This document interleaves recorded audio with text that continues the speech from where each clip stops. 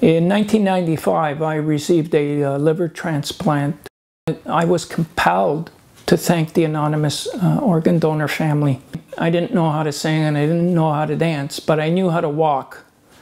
And shortly after, I planned to walk across Canada. I originally wanted to do this walk to thank my anonymous donor, but as it seemed there was also another important mission for me to accomplish. Literally wake the world up that it was a cure. By walking almost a marathon a day for over 2 years and holding press conferences every day, I was able to generate awareness to the entire world. And I was walking testimony that transplantation, organ transplantation, was a cure. And Premier Harris himself invited me to his second throne speech to announce in the throne speech that they were going to allocate $120 million into organ and tissue donation. And it was a result of my work, and they were inspired by my work. And that's the reason why they were doing it. And that's why they invited me as a special guest in the throne speech, along with Don Cherry.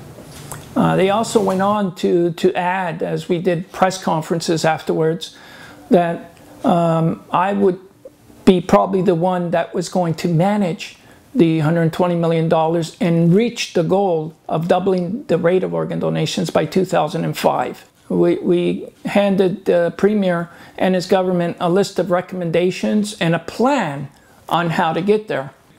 The Premier Advisory Board at that time selected all the members that were going to manage the new agency, which at that point was called the Trillium Gift of Life Network. That agency had members from many different organizations, and not myself nor one member from my organization was selected. We feel that my past was used against me. I had a troublesome past. I was an easy target politically, and it was easy to mention my past, and any person or group or government would be able to use that against me. We should have been the ones managing that $120 million along with other people, even if it was on a consulting basis. I feel that hundreds, if not thousands of people died needlessly that were on the waiting list. I feel that if we were managing that $120 million back in 1999, all these people would have probably been alive, and maybe some of them would have still been with us today.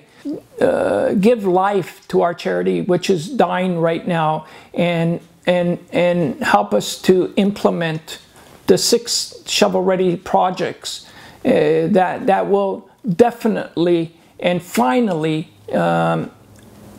address the organ shortage in Ontario and the rest of Canada.